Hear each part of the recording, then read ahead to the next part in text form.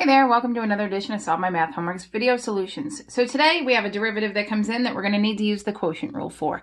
So to remind you, and to actually let you know, when you have a function that is simply a polynomial over a polynomial and it can't be simplified to where you could get rid of it so there's no longer a fraction, you're going to want to use the quotient rule. It's really the only thing you can.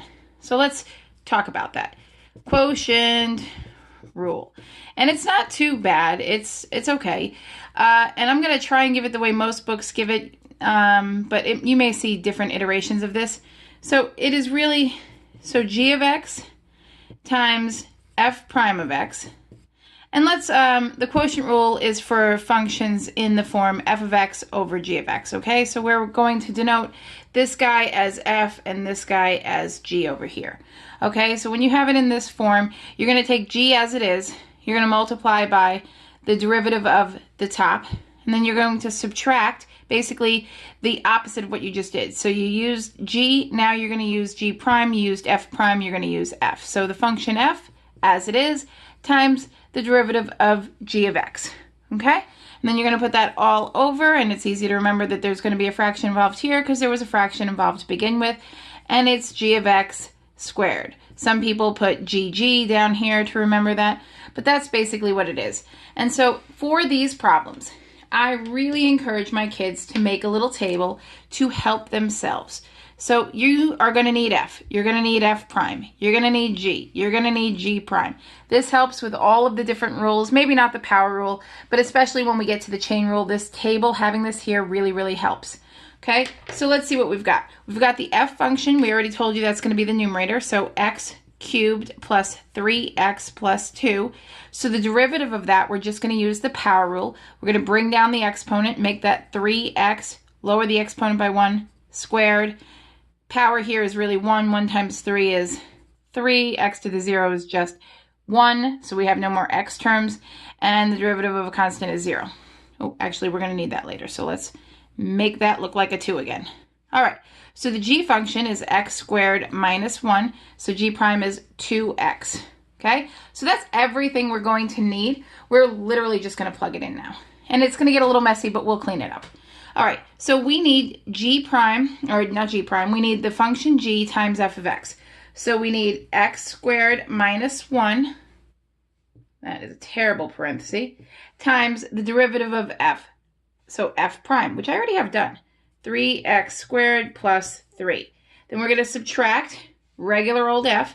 So x cubed plus 3x plus 2 times, what are we doing? G prime, g prime's down here, 2x, all over gg, or g squared.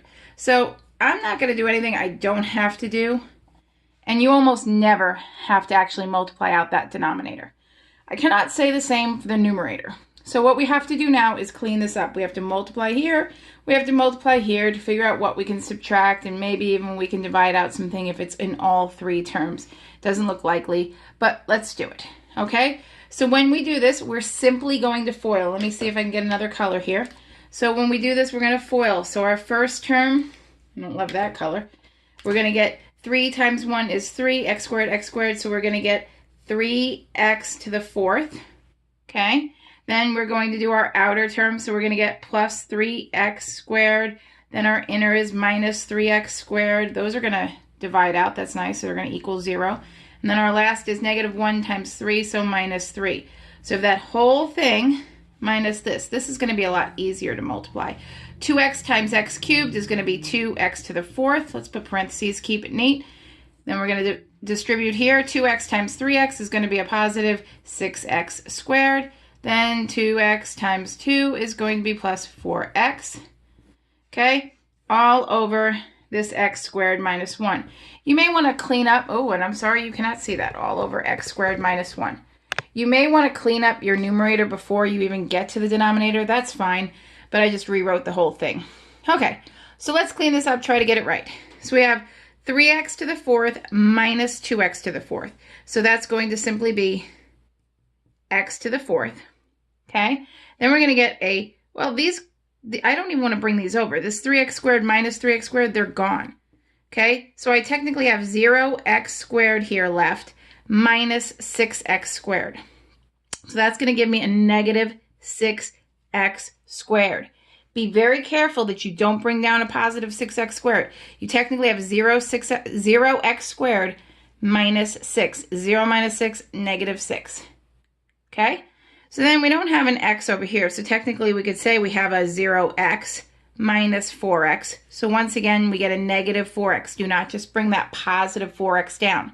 So then we have a negative 3 minus nothing over here.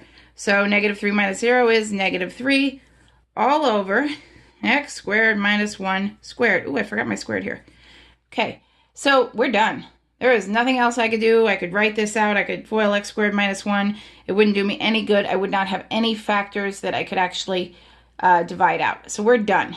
Again, I hope this helped. You're going to use your quotient rule. It's really helpful to just memorize that thing. Make this table whenever you're doing derivatives. It'll just be a plug and chug once you get these derivatives done and out of the way. And that's it. Quotient rule is kind of ugly just because it's lengthy, but it gets better. If you have any questions, pop them in the comments. And be sure to subscribe to our YouTube channel so I can do your homework when you send it to me.